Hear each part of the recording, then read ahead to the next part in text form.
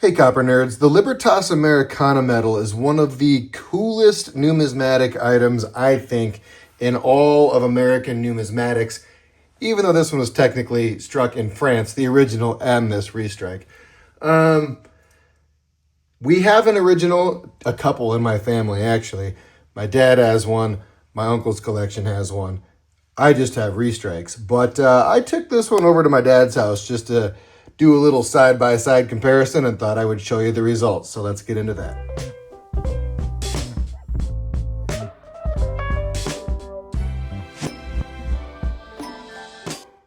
I put together a video about Ben Franklin, me and this device, the other day, and I pulled this one out of its plastic for the first time. I thought I had three. I can only put my hands on two at the moment. But of these Paris Restrikes, I've got a couple or maybe a few. They're nicely done. Oh, I see this is the one I got first. Yeah, it just says copy with all the paperwork. I also have, I didn't know where I put this funny little, whatever that is, pewter or something example. But, they're in plastic, so I didn't pay too close of attention to them until I pulled one out the other day. And as soon as I pulled it out, and you'll see it on that other video, I just say, wow, that's thicker than it should be. And it is. So I went over to my dad's house to check his out, took some photos and things, and it's funny that the paper is bigger than the box. I guess it just sits on top. Bam. Trying to make some workspace here. So definitely thicker than an original. The diameter is perfect. The depiction is perfect. When I was looking at this one, I was looking at some of the letter punch spacing and thought that looked a little, not exactly precisely placed. So then I compared it to my dad's original, and they did an incredible job of recreating the depiction entirely, including the letter punches and whatnot. One thing that you'll notice on the originals, all of them, I believe it is, they have a weird little internal cut right there, so look for that in the photos I'm about to show you. I don't know how old this one is.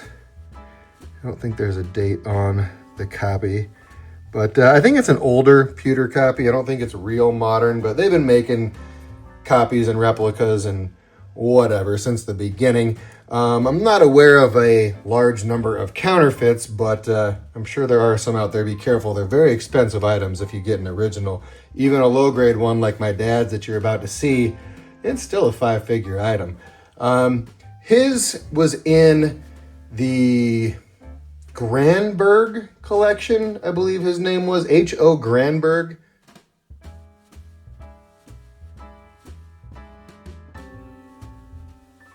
Big numismatic name from, 100 years ago. And then it went through George Parker's collection, who is my uncle, my dad's brother-in-law, and then into my dad's collection back in the 80s, and we've had it since.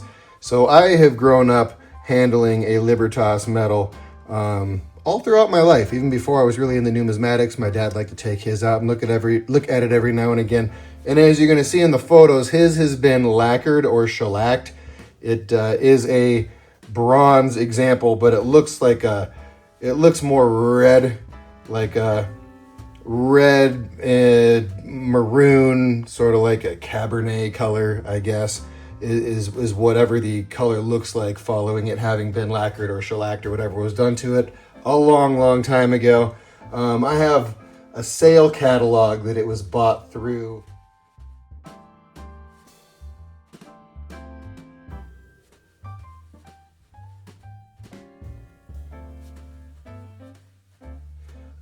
After Granberg had it, before my uncle got it, and it was definitely in that exact same condition, and that catalog's from the 80s.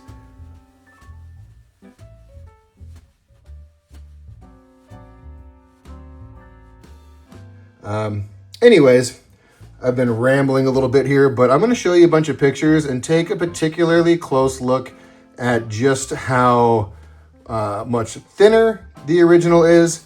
And also, this one weighs about 10 grams more than the original.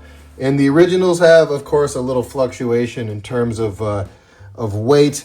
And my dad's is a couple grams on the lighter side of that spectrum. They do get a little heavier than his, but I can assure you that this is far thicker than any original, having handled 2 originals myself. And in fact, I'll toss in a picture of my uncle's here as well. So without further ado, just to kind of compare the Paris Restrikes, and let me see if I can find a date on my paperwork to see when these were struck. They're not hard to find, but there's not a ton of them out there. Yeah, they say this one's 57 grams. That's pretty close. But it's, again, about 10 grams heavy for an original bronze. The original silver is heavier than the bronze. Date.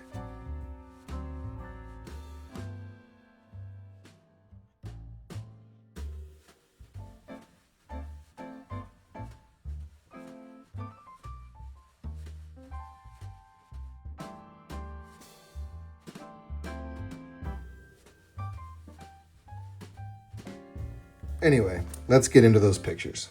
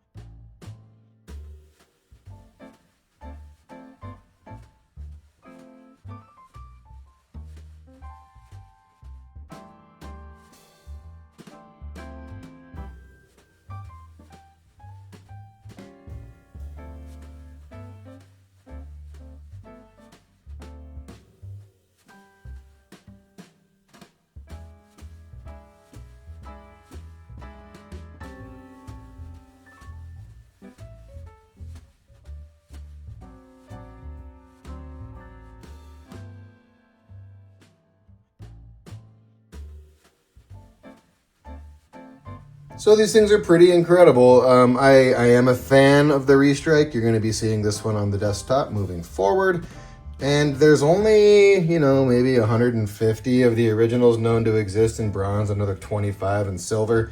They're rather rare, not quite as rare as my 1 of 31 Sheldon 39, but this is also one of, many thousands of 1794 large cents, where there is only 2 different varieties available of Libertas, bronze or silver.